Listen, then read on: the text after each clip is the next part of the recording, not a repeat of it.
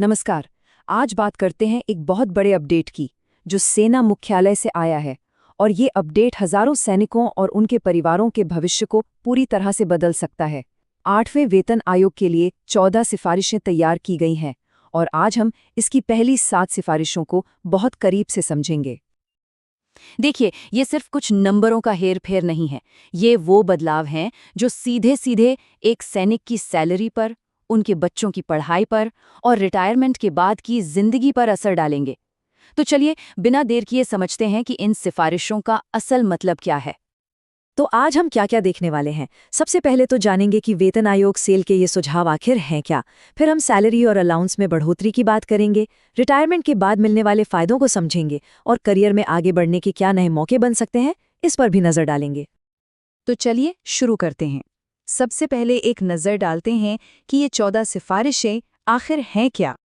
तो ये रही वो पूरी लिस्ट।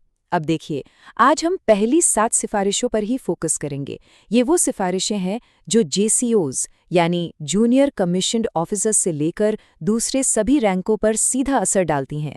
बाकी की जो 7 सिफारिशें हैं, उन पर हम अगली कड़ी में विस्तार से बात करेंगे।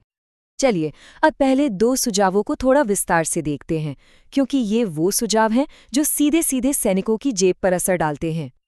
तो ये मिलिट्री सर्विस पे यानी एमएसपी आखिर है क्या चीज? देखिए, इसे ऐसे समझिए कि ये वो एक्स्ट्रा पैसा है जो सैनिकों को उनकी सर्विस की मुश्किलों, चुनौतियों और जोखिमों के लिए दिया जाता है। ये उनकी अनोखी सर्विस को एक सम्मान देने का तरीका है। और आपको पता है, ये एमएसपी हमेशा से नहीं था। इसकी कहानी शुरू हुई थी रैंक पे से, जो सिर्फ अधिकारियों को मिलता था। लेकिन फिर छठे वेतन आयोग ने इसे बदला और सभी रैंकों के लिए इसे मिलिट्री सर्विस पे यानी एमएसपी बना दिया। अब आता है सबसे पहला और शायद सबसे बड़ा सुझाव, एमएसपी में बढ़ोतरी। जरा इन आंकड़ों को देखिए।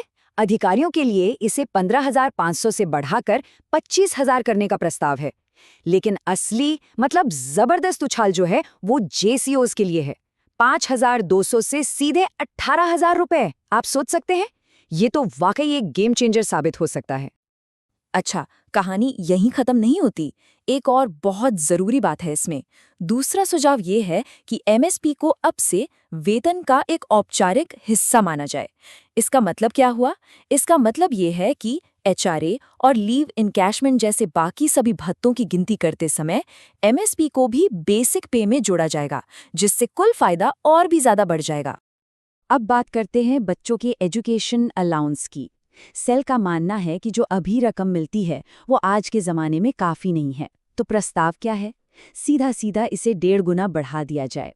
और सिर्फ इतना ही नहीं, अगर पोस्टिंग किसी एक्स या वाई कैटेगरी के शहर में है तो इस बढ़ी हुई रकम पर 30 से 45% तक का और इजाफा किया जाए। चलिए, अब सैलरी से आगे बढ़कर बात करते हैं रिटायरमेंट की। मतलब सर्विस के बाद की फाइनेंशियल सिक्योरिटी के लिए क्या सोचा गया है, इसके लिए क्या सुझाव हैं? यहाँ एक बहुत ही सीधा लेकिन बहुत असरदार प्रस्ताव है। साधारण पारिवारिक पेंशन जो किसी सैनिक के निधन के बाद उनके परिवार को मिलती है, उसे आखिरी सैलरी के 30% से बढ़ाकर सीधे 40% करने का सुझाव दिया गया है। इसको ना एक उदाहरण से समझते हैं तो और भी साफ हो जाएगा। मान लीजिए एक हवलदार हैं जो 1 लाख रुपए की आखिरी सैलरी पर रिटायर होते हैं।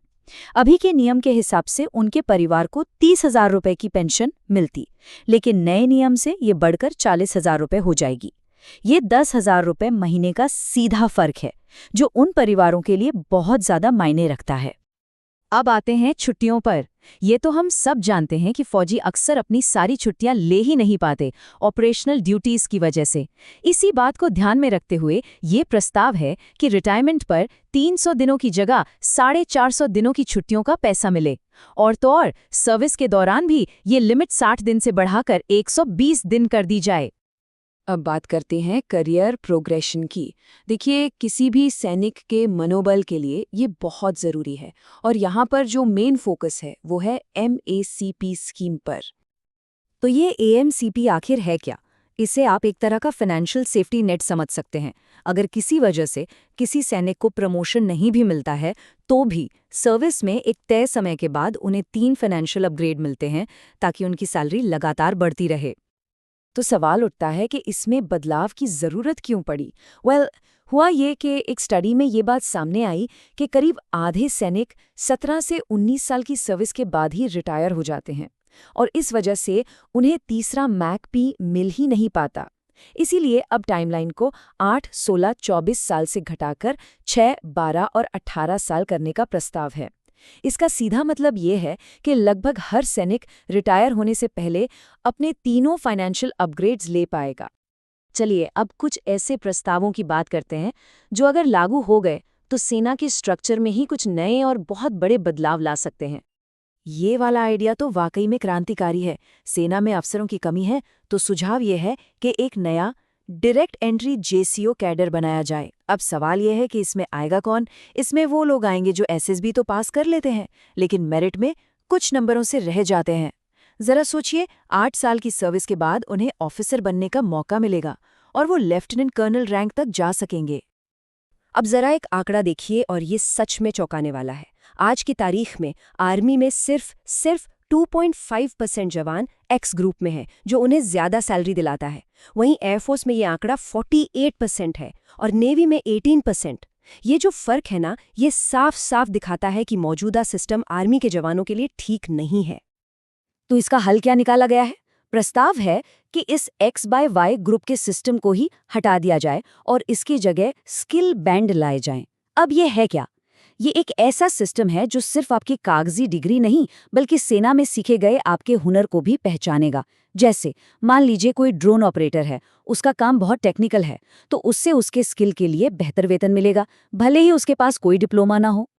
तो ये थे पहले 7 बड़े सुझाव। चलिए एक बार फटाफट से इनको दोहरा लेते हैं ताकि सब कुछ याद रहे। ये हैं वो 7 बड़े बदलाव जो सैलरी, पेंशन और करियर पर सीधा असर डाल सकते हैं। और याद रखिए, ये तो सिर्फ पहली 7 सिफारिशें हैं। बाकी की 7 पर हम अगली कड़ी में विस्तार से बात करेंगे। और जाने से पहले एक सवाल, इन 7 प्रस्तावों में से वो कौन सा एक प्रस्ताव है जो आपको लगता है कि सबसे ज्यादा असर डालेगा? वो कौन सा एक बदलाव है जो वाकई में सेना की पूरी वर्किंग और हमारे जवानों के जज्बे पर सबसे गहरा असर डाल सकता है? इस पर सोचिएगा जरूर। मिलते हैं अगली बार। जय हिंद।